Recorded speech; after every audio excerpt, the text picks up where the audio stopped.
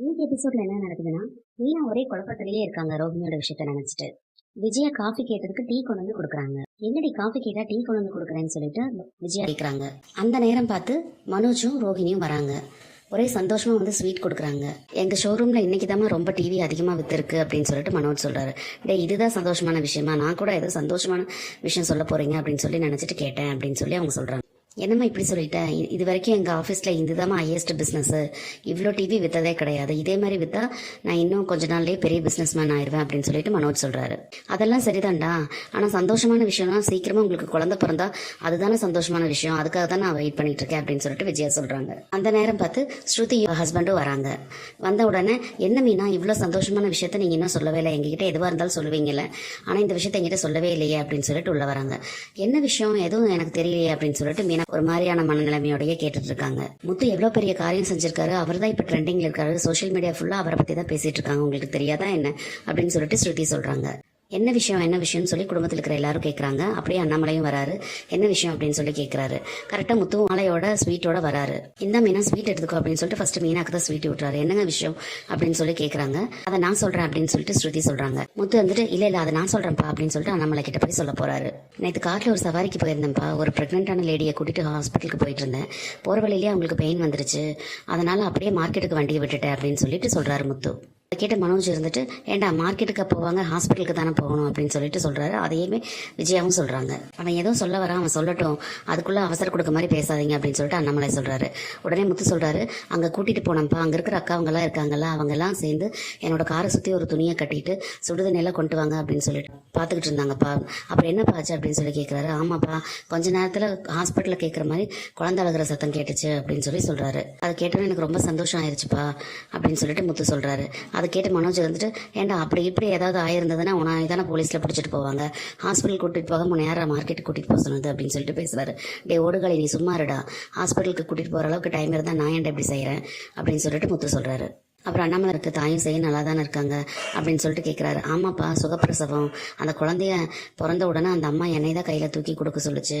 நான் அந்த குழந்தைய கையில் எடுத்தேன்ப்பா, அப்படியே பூ மாதிரி இருந்தது, பார்க்கவே எனக்கு ரொம்ப சந்தோஷமா இருந்தது அப்படின்னு சொல்லிட்டு முத்து சொல்றாரு. உடனே மீனா கிட்ட போய் அந்த குழந்தை எப்படி இருந்தது தெரியுமா, நீ கட்டுவையில் பூ அந்த மாதிரி இருந்தது, அப்படியே பக்கத்தில் தூக்கி வச்சு அதோட நெத்தியில் ஒரு முத்தம் கொடுத்தேன், எப்படி இருந்தது தெரியுமா, என் கண்ணெல்லாம் கலங்கிருச்சு அப்படின்னு சொல்லிட்டு முத்து சொல்றாரு. உடனே அண்ணாமலை இருந்துட்டு நீ நல்ல காரியம் தான் பண்ணியிருக்க, எனக்கு ரொம்ப பெருமையாக இருக்குது அப்படின்னு சொல்லிட்டு சொல்கிறாரு. மீனா கிட்ட வந்து நீ உனக்கு சந்தோஷம் தானே அப்படின்னு சொல்லி கேட்குறாரு. எனக்கு சந்தோஷம் தான் அப்படின்னு சொல்லிட்டு அரமனசோடவே சொல்லிட்டு இருக்காங்க அந்த ரோஹிணியோட விஷயத்த நினச்சிக்கிட்டே. என்ன மீனா நீ ஒரு மாதிரியாவே இருக்கிற, என்ன விஷயம் அப்படின்னு சொல்லிட்டு கேட்குறாரு. இல்லைங்க இல்லை அதெல்லாம் ஒன்றும் இல்லை, எனக்கு கொஞ்சம் டயர்டாக இருக்கு அவ்வளோதான் அப்படின்னு சொல்லிடுறாங்க. எல்லோரும் சந்தோஷமாக பேசிகிட்டு இருக்கும்போது ஆமாம் ஊருக்குள்ளே குழந்தை பிறக்குது, காருக்குள்ளே குழந்தை பிறக்குது, ஆனால் இந்த வீட்டில் ஒரு குழந்தை பிறக்க மாட்டேது அப்படின்னு சொல்லிட்டு விஜயா சொல்லி கவலைப்படுறாங்க. எல்லாம் கூடி சீக்கிரம் நல்லதாக நடக்கும், நீ கவலைப்படாத அப்படின்னு சொல்லிட்டு அண்ணாமலை சொல்கிறாரு. அப்போ ஸ்ருதி இருந்துட்டு நல்ல காரியத்தை பண்ணினதுக்கு உங்களுக்கு தான் நல்ல புண்ணியம் கிடைக்க போகுது, உங்கள் 2 பேத்துக்கே முதல் குழந்தை பிறக்கட்டும் அப்படின்னு சொல்லிட்டு முத்துவும் மீனாவையும் வாழ்த்துக்கள் சொல்கிறாங்க. அதை கேட்டு விஜயா இருந்துட்டு அதே எப்படி வீட்டுக்கு மூத்த மருமக நீ தான் ரோஹிணி, நீ தான் முதல் குழந்தை பெற்றெடுக்கணும் அப்படின்னு சொல்லி சொல்கிறாங்க. அவங்க சொன்னதை கேட்டு ரோஹிணி எப்படியே முழிக்கிறாங்க. உடனே முத்து வந்துட்டு இல்லை நாங்கள் ரூம் எல்லாம் கட்டி முடிச்சுட்டு தான் குழந்தை பெற்றுக்கிறத பற்றி யோசிப்போம் அப்படின்னு சொல்லி சொல்கிறாரு. அப்படின்னா நீங்கள் இன்னும் 50 வருஷம் கழிச்சு தான் குழந்தை பெற்றுக்கணும் அப்படின்னு சொல்லிட்டு விஜயா பேசுகிறாங்க. அது எங்கே இஷ்டம், நீங்கள் ஒன்றும் அதை பற்றி பேச வேண்டாம் அப்படின்னு சொல்லிட்டு முத்து சொல்லிட்டு போகிறாரு. ஏம்மா உனக்கு எங்கே எதை பேசணும்னு தெரியாதா, இதெல்லாம் அவங்கவுங்க ப்ரைவசி, இப்படி தான் நீ பேசுவியா அப்படின்னு சொல்லிட்டு முத்துவோட தம்பி சொல்கிறாரு. சொல்லிட்டு அவங்கவுங்க ரூமுக்கு போயிடுறாங்க. கொஞ்ச நேரத்தில் ஸ்ருதி மறுபடியும் மீனா கிட்ட வராங்க. என்ன மீனா என்கிட்ட எதுவுமே சொல்லாமல் இருக்க மாட்டீங்க, ஆனால் இந்த விஷயத்தை நீங்கள் சொல்லவே இல்லை பார்த்தீங்களா, இருந்தாலும் நான் தான் கண்டுபிடிச்சேன் சோஷியல் மீடியாவிலேருந்து, நானும் அந்த ஸ்டேட்டஸ் தான் வச்சுருக்கேன், என்னையே நிறைய பேர் கால் பண்ணி கேட்குறாங்க உங்கள் ரிலேஷனா, என்னோட சார்பாக அவங்களுக்கு விஷயம் சொல்லிருங்கலாம் என்கிட்ட சொல்கிறாங்க அப்படின்னு சொல்லி சொல்கிறாங்க. அதையெல்லாம் கேட்டுட்டு இருந்த மீனா வந்து எனக்கு சந்தோஷம்தான் அப்படின்னு ஒரு மாதிரியாவே சொல்லிட்டு இருக்காங்க. என்ன நீங்கள் ஒரு மாதிரி இருக்கீங்க, எப்பவும் போலயே இல்லையே அப்படின்னு சொல்லி கேட்குறாங்க. இல்லை நான் நல்லா தான் இருக்கேன் அப்படின்னு சொல்கிறாங்க. அப்புறம் இல்லை சரி இல்லையே நீங்கள் ஏன் இப்படி இருக்கீங்க, இங்கே வாங்க உங்களுக்கு ஏதாவது உடம்பு சரியில்லையா அப்படின்னு சொல்லிட்டு கையை பிடிக்கிறாங்க. கையெல்லாம் நடங்குது மீனாக்கு. ஏன் ஒரு மாதிரி ஷிவரிங் ஆகுது, உங்களுக்கு உடம்பு சரியில்லையா, லோ பிபி ஏதாவது இருக்கா, நான் வேணா தண்ணி இல்லை சுகர் ஏதாவது போட்டு கொடுக்கணுமா அப்படின்னு சொல்லி கேட்குறாங்க. இல்லை எதுவும் இல்லை அப்படின்னு சொல்கிறாங்க. ஏன் முத்து ஏதாவது உங்களை அடிச்சுட்டாரா திட்டாரா அப்படின்னு சொல்லி கேட்குறாங்க. இருங்க நான் அவரையே கேட்குறேன், ஊருக்கெல்லாம் நல்லா செய்வாரு, பொண்டாட்டி நல்லா பார்த்துக்க மாட்டாரா, இருங்க நான் அவரை போய் கேட்குறேன் அப்படின்னு சொல்லிட்டு போகிறாங்க வெளியே.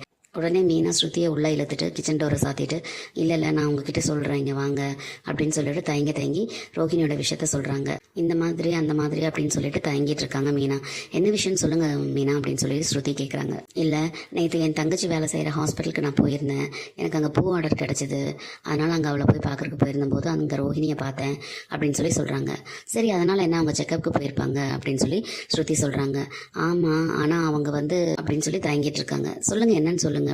அவங்க குழந்தைக்கு வேண்டி போயிருக்காங்க. ஆமாம், அவங்க குழந்தைக்கு ட்ரை பண்ணிட்டு இருக்காங்கல்ல, அந்த ட்ரீட்மெண்ட் விஷயமா போயிருப்பாங்க. அதனால் என்ன அப்படின்னு சொல்லி ஸ்ருதி கேட்குறாங்க.